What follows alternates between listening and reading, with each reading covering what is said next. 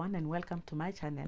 I'm Jessica Kalumbo, your host. Today we will be actually undertaking our part 2 on the topic of reunifications of Africans, and on board we have Dr. Terry Jackson, who have joined us all the way from the New York City, and who will be talking and elaborating some more on this topic. Without wasting our time, let us hear what he has to say. Actually, just talking of our identity and Africa in general, I would love to find out what kind of education is given in America, maybe aiming to educate the African Americans of their origin. Because if majority are still calling themselves African American, how many of them do perhaps attend somewhere or educate themselves toward knowing of their origin? In the American educational system, there is very little that is taught to the African American about them being from Africa. Now, of course, over the last 10, 15 years, there are the studies that show, hey, we can track your DNA back to where you're from. And so some African Americans have said, okay, I'm going to take this, I'm going to take, this swab to determine where my DNA is from as it relates to my ancestors to find out where in Africa we are from. There are others who said, I'm not going to take it because I was born in America, I'm an American. There's some who say, well, let's go back to Africa. And then they say, well, I helped build this country. And as a result of help building this country, I'm not going anywhere. And then we have to understand this. We as Africans are giving that label African, and I understand that the name before Africa was called Al-Kabulan. We were everywhere. We were all across the globe. So for them to say that they brought us here in 1619, and some others say 1555 when the first slave ships arrived. But the bottom line is when they arrived, there were people who were our complexion who were already here. Exactly. And so our people had already migrated out from Africa across all of the lands, and we already existed. And so they wanted to call us the Native Americans and this and whatever names they called us. But the fact remained, those people look like you and I. Yeah. So that meant if the first man came out of Africa, that meant that they migrated to all the different lands. We go up into Iceland, you come over to our continent here. You go over into Europe. You read some of the books by Herodotus.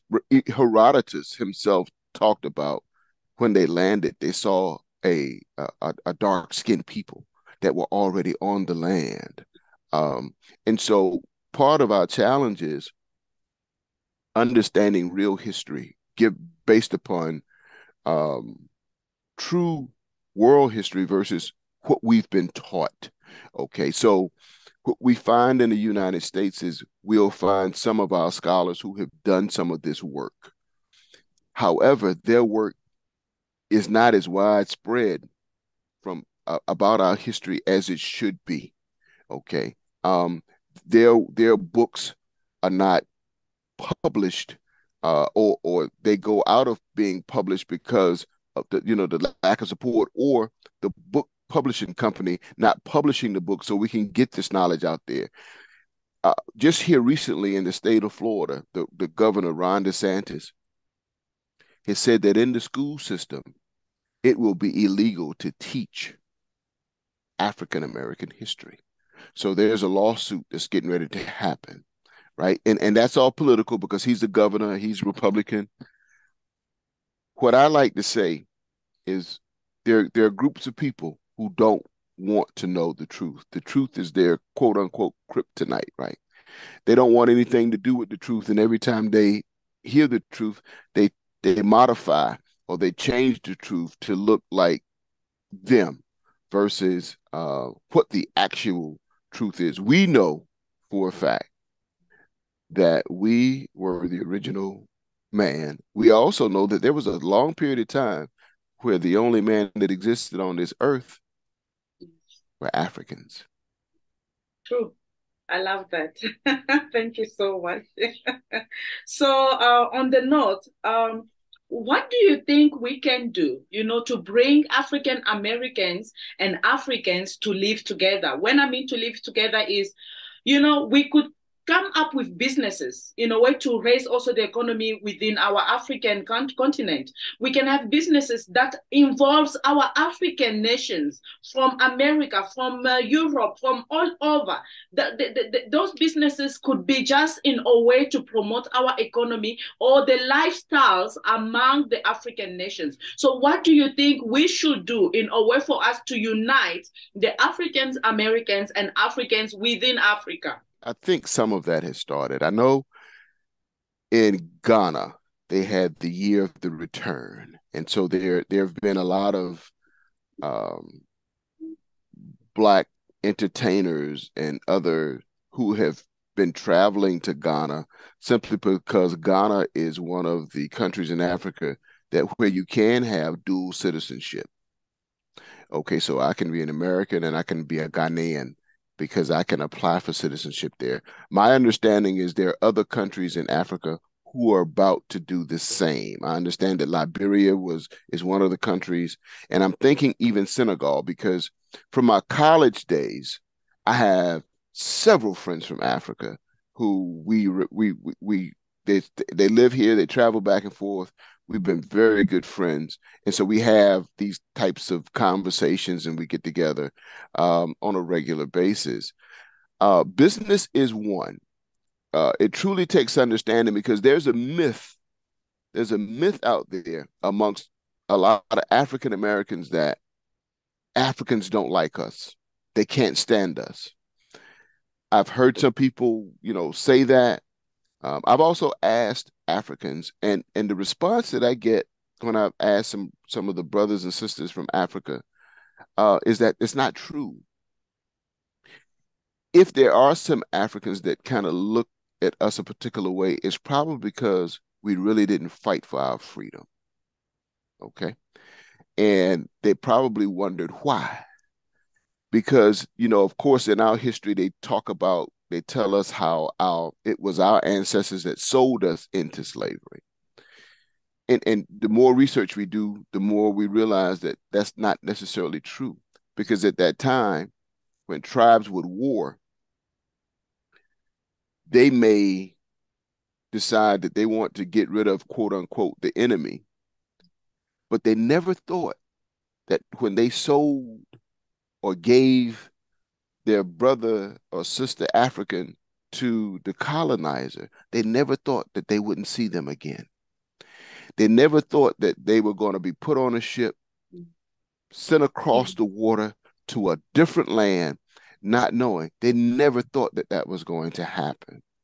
And so when they use that, and a lot of quote unquote white colonizers who are historians, when they say that, they distort the truth, right?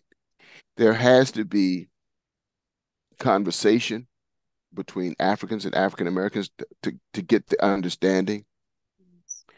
There has to be somewhat of a deprogramming, if you will, of the African American to get out of the American mindset, if you will, and to understand that you're truly an African and that all Africans are not the same because we want to say, well, he's an African, but if that African is from South Africa, or Senegal, or Togo, or Morocco, they're different. The culture is different. So we are a rich and different people with different thoughts and different religions.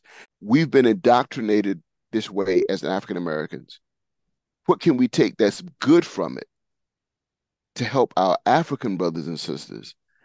And what can we take that's good from the African mindset, regardless of the country you're from, to build a better Africa? Because there's strengths in both, right? There's strengths from the African mindset, there's strengths from the European mindset, and the Africans have to help us return home, if you will, not only physically, mentally, and spiritually. We have to be able to return home. And that will take a lot of understanding from behalf of those who are still on the continent. It's like nurturing a baby, right?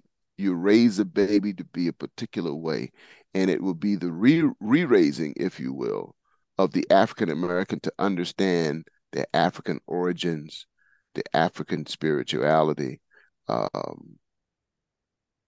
and what it would mean to be African and to be on a continent where the resources are plentiful, and use our knowledge to help take those resources, those minerals, and turn them into industry, because we know that all of that has been exploited and is being exploited by many others except the African and the African American.